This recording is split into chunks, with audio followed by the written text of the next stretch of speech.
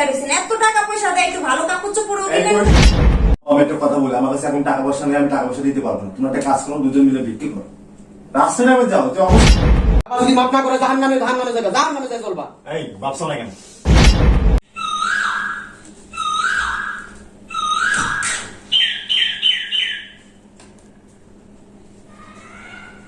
আপনি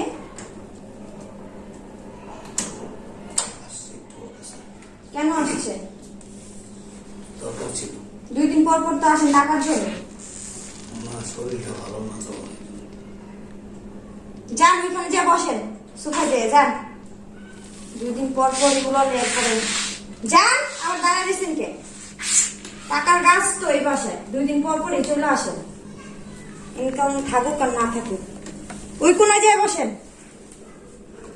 ওইখানে যান না, আবার টাকা দেখতেছেন কি?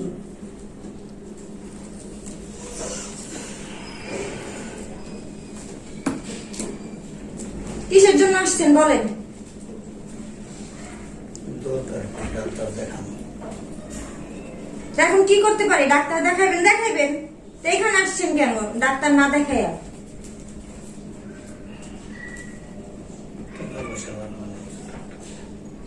টাকা পয়সা কি 2 দিন পর পরই লাগে আপনাদের? আর বললেই কি টাকা দিয়া দিব? আপনার ছেলে পাবে কোথায় এত টাকা?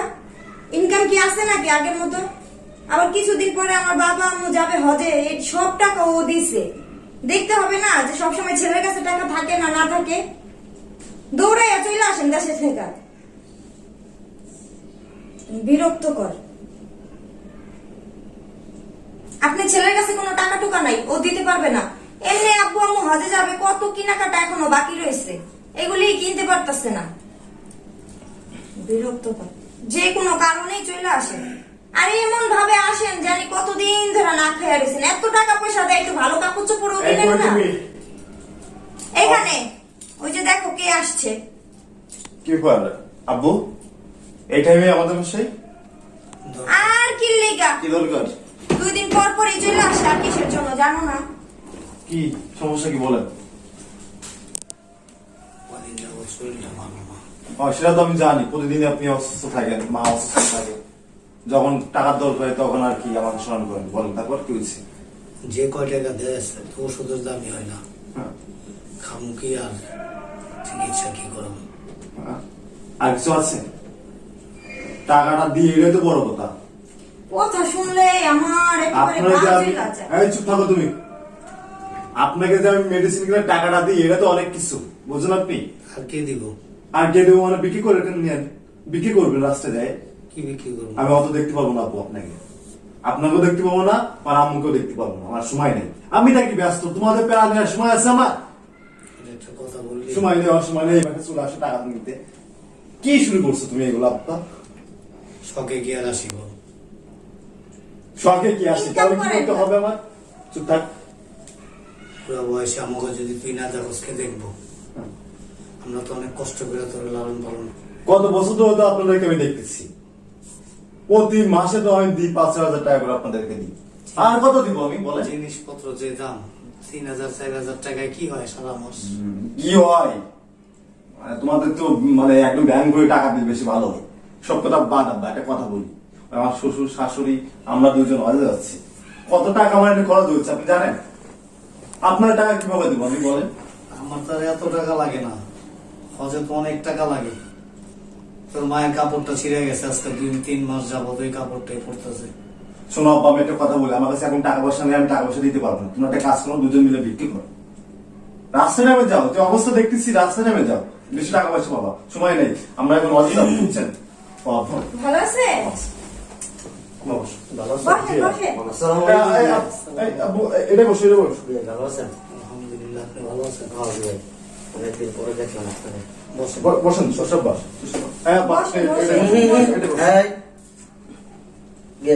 কিছু খাবা তুমি? খেয়ে আসছো বাসা থেকে আব্বু? কিছু দিব?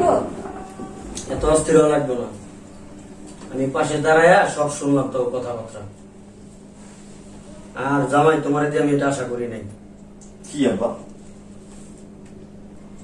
আমার কি আল্লাহ আমার ওই তৌফিক দেয় নাই? হজে যাওয়ার মতো কি তৌফিক আমার দেয় নাই? হ্যাঁ দিছে, আমি তো আপনার জামাই, জামাই হিসেবে তোমার একটা কর্তব্য আছে। তারপরে ধরো ওর অনেক শখ তোমাকে আম্মুকে হজে পাঠাবো আর অনেক দিন ধরে শখ, বুঝছো? আমার একটা কর্তব্য আছে না, আমার শ্বশুর শাশুড়িকে আমি হজে পাঠাবো, এটা তো আমার কর্তব্য জামাই হিসেবে। তোমার জামাই হিসেবে তোমার শ্বশুর শাশুড়িরে তোমার হজে নেওয়া কর্তব্য, আর বাবা মার প্রতি তোমার কোনো কর্তব্য নাই। কি কর্তব্য ওনাদের প্রতি আমার বলেন? তোমার যেই মা তোমার 10 মাস 10 দিন পেটে ধরছে তার জন্য তোমার কোনো কর্তব্য নাই। যেই বাবা শরীরে রক্ত মাংস পানি করে তোমার বড় করছে, এত দূর আনছে, সেই বাবার প্রতি তোমার কোনো কর্তব্য নাই। আজকে তোমার শ্বশুর শাশুড়ির প্রতি তোমার কর্তব্য আইসা করছে। হ্যাঁ আপনার না থাকলে আমি কি লক্ষ্যটা বউ পাইতাম বলেন? জামাই একটা কথা বলো তো, তোমাকে আমি কি বলছি যে আমাদেরকে তুমি হজে নিয়ে যাও লাখ লাখ টাকা খরচ করে? বলছি তোমাকে একবারও? না আব্বু, হচ্ছে কি আপনার মেয়ে কতদিন ধরে আমাকে বলতেছে আপনার দুজন হজে পাঠানোর জন্য, বুঝছেন? মানে জামাই হিসেবে এটা আমার কর্তব্য আপনাদের হজে পাঠানো। আমার তো টাকা পয়সা দেখো, অনেক টাকা পয়সা আছে। আর তোমার তো ছেলে নাই, বুঝছো না? এই জন্য তোমার জামাইরে বলছে যে তুমি যদি পাঠাও তাহলে আব্বা আম্মু অনেক খুশি হবে। ঠিকই আছে, এখন বুঝতে পারতাছি। তুই চুপ থাক। আর এই জামাই শুনো, আমার মেয়ের মতো মেয়ে যে সংসার আছে ওই সংসারের অবস্থা এরকমই হবে। আর তুমি শোনো, আমার দিকে তাকাও। তুমি যে আমার বাড়িতে যাও, তোমার আমি বইলা দেই দামি দামি ফল নিয়ে যাও, তোমার শাশুড়ির জন্য দামি দামি তুমি শাড়ি নিয়ে যাও, আমার জন্য দামি পাঞ্জাবি নিয়ে যাও, পায়জামা নিয়ে যাও, দামি টুপি নিয়ে যাও। আমি তোমার বলছি এগুলো একবারও? হ্যাঁ, আমি কি বলছি আমাকে হজে নিয়ে যাও? তুমি লাখ লাখ টাকা খরচ করো। তোমার বাবা মা অসুস্থ, তোমার মা অসুস্থ, তোমার বাবা অসুস্থ, তাদের চিকিৎসা করাও তুমি। তুই তা না, তুমি আমার নিয়ে হজে যাবা, আমার মেয়ের কথা তুমি ধরছো। তোমার মা নাকি শুনছি এক শাড়ি সিরা শাড়ি করে 3 মাস কাটাই দিছে। আমি সবচেয়ে বেশি খুশি হইতাম যদি তুমি তোমার বাবা মার দায়িত্ব নিতা, তোমার বাবা মার চিকিৎসা করো, তোমার বাবা মার দেখাশোনা করতা, তোমার বাবা মার তুমি ভালোবাসতা। সবচেয়ে বেশি খুশি হইতাম আমি। আর কি বলবো তোমার, ওদিন তোমার বাবার সাথে আমার রাস্তায় আমি দূর থেকে দেখতেছি তোমার বাবা আসতেছে, তোমার বাবারে দেখি একটা সিরা পাঞ্জাবি একটা সিরা লুঙ্গি করে হাঁটতেছে। আমার দেখা লজ্জায় মাথা হেড হয়ে গেছে। আমি তার সাথে দেখা করতে পারিনি, কথা বলতে পারিনি। আমি আর কি বলবো তোমারে, তোমার দ্বারা আমি এই জিনিসটা আশা করি নাই কখনো। তোমারে খুব ভালো জানতাম আমি। আর আমার মেয়ের কথা কি বলবো, আমার মেয়ে তো অনেক খারাপ। খারাপ না হলে আজকে এই অবস্থা হয়? হ্যাঁ, আমার মেয়ের কথা বাদ দিলাম, তুমি তো তোমার বাবা মারে তোমার কাছে আইনা রাখতে পারো, পারো না তুমি? তোমার কি তারা ছোটবেলা ফালাই দিছিল? যখন তোমার জন্ম হয়েছে, যখন তুমি মনে করো ছোট ছিলা, তুমি হাঁকছো মুচ্ছো, তোমার মা এগুলো পরিষ্কার করছে না? তোমার বাবা যখন খাইতে বসছে তোমার কোলে নিয়ে তুমি তখন প্রস্তাব করে দিছো, তারপরে তোমার বাবা মা তোমার ফালাই দেয় নাই, তোমার বকে নাই। আজকে তারা বয়স হয়েছে এই জন্য তুমি তাদেরকে ফালাই দিবা? আমি ওখানে দাঁড়ায় দাঁড়ায় শুনছি তোমার বাবারে তুমি বলো যে তোমরা দুজনে ভিক্ষা করতে নামো। কেন ভিক্ষা করবে? তোমার মতো একটা ছেলে থাকতে বাবা মার প্রতি কি তোমার কোনো দায়িত্ব নাই? শ্বশুর শাশুড়ির প্রতি তোমার দায়িত্ব? তোমার শাশুড়ি কি তোমার জন্ম দিছে? হ্যাঁ, তোমার শ্বশুর কি তোমার খাওয়ায় মানুষ করছে? তোমার বাবা মা করছে। দায়িত্ব পালন করলে বাবা মার উপরে দায়িত্ব পালন করো, বাবা মার হক আদায় করো, ভুলে যাবে না এগুলা। তুমি হজে যাইতে চাইতেছো, কি জন্য যাইতে চাইতেছো? হ্যাঁ, সবের আশায় না? লাখ লাখ টাকা খরচ করে সব কামাইতে যাইতেছো। এই যে তুমি হজে যাবা কিসের আশায়? সবের আশায়, জান্নাতের আশায়? হ্যাঁ, পাবা না, কিচ্ছু পাইবা না এগুলা। লাখ লাখ টাকা খরচ করে তুমি হজে যাইবা, তোমার এই হজ আল্লাহ কবুল করবো না। তোমার বাবা মারে তুমি কষ্টে রেখে তুমি হজে যাইবা? হ্যাঁ, বাবা মা এই জায়গায় এই দেশে না খেয়ে থাকবা, তুমি ওই দেশে যায় তুমি হজ করবা, সেই হজ আল্লাহ কোনদিন কবুল করবো না তোমার।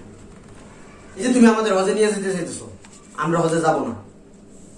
আমাদের চাইতে বেশি অধিকার কার জানো? তোমার বাবা মা।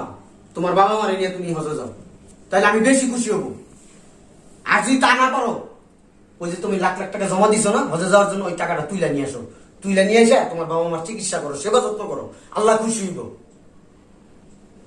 নাহলে জাহান নামে যাইবা, জান্নাত তো পাইবা না। আর আমারে দেখলে ওই পায়ে ধরে সালাম করবা না, দূর থেকে সালাম দিবা, আব্বা আসসালামু আলাইকুম, পায়ে ধরে কোনো সালাম করবা না, বলে দিয়ে গেলাম তোমারে। বাবা মা সবার আগে, এটা মনে রাখবা। শ্বশুর শাশুড়ি সবার আগে না। আরে তোরে বইলা যাই, তুই একদিন শাশুড়ি হবি। আর তুই যে যা যা করতেছ তোর শ্বশুর শাশুড়ির লগে সেম কাজটাই তোর ছেলের বউ তোর সাথে করব, সেদিন কি করবি? হ্যাঁ, ফার্দার জানি আমি না শুনি এই ধরনের কিছু। তোর শাশুড়ি শ্বশুর শাশুড়িরে কালকে, আজকে পারবি আজকেই যাবি, তোর শ্বশুরের জায়গায় রয়েছে, তোর শাশুড়ি নিয়ে আসবি আজকে, গ্রাম থেকে নিয়ে আসবি ঢাকায়, আইনা তাদের সেবা যত্ন করবি, নাহলে জাহান্নামে যাবি।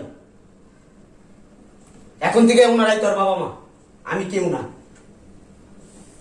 মেয়েদের বিয়ের পরে তাদের শ্বশুর বাড়ি সবকিছু, বাবার বাড়ি কিছু না। আর আমার যা দিছে জামাই, শুনো, আমার আল্লাহ পাক যা দিছে, আমি এমনি ভালো চলতে পারবো, খুব ভালো চলতে পারি আমি। আমার প্রতি তোমার এত দায়িত্বশীল হইতে হইব না, বাবা মার প্রতি দায়িত্বশীল হবা। বইলা গেলাম কথাগুলা, মনে থাকে যেন তোমাদের। বসেন বসেন। তোমাদের বাসায় বসবো কি? আমার তো ঘৃণা লাগতেছে তোমাদের বাসায় বসতে। বসেন, আপনি বসেন। আমি বসবো। বসুন, আব্বা, বসুন। ওঠেন। তোমার বলে গেছে, আমি বুঝতে পারছি বা আমি কখনোই এত কিছু ভাবি নাই, বুঝছেন? পায়ে ধরে মাপ চাও, বাবার পায়ে ধরে মাপ চাও। বাবা যদি মাপ না করে জাহান নামে যাবে, জাহান নামে যায় চলবা। এই ভাবছো না কেন? আব্বা, বাবা মাফ করে দাও। আমাকে মাফ করে দেন। আর তুমি আজকে যে আম্মুকে নিয়ে এসো। আমি তো আপনার খুব আদরের ছেলে। এরকম ফেরেস্তার মতো মা বাবা কোথাও পাবা না, কোথাও পাবা না এরকম ফেরেস্তার মতো মা বাবা। আমি এত কষ্ট দিছো, তাও তোমার বাবা একটু উটু শব্দ করে না, কারো কাছে বইলেও বেড়ায় না। আমি আপনাকে অনেক কথা বলেছি, অনেক বেশি কথা বলছি, এমনকি বিক্রি করার কথাও আমি আপনাকে বলেছি। আব্বা, আমি অনেক বড় আর পাপের কথা বলছি আপনাকে। নরকে চলে যাবে ডাইরেক্ট। আল্লাহ মাফ করে দিব। আর আম্মুকে কল দেন, আম্মুকে আমার বাসে চল, ওনার বাসে। এই আব্বুকে রুমে নিয়ে যাও। যাও যাও, ভিতরে নিয়ে যাও।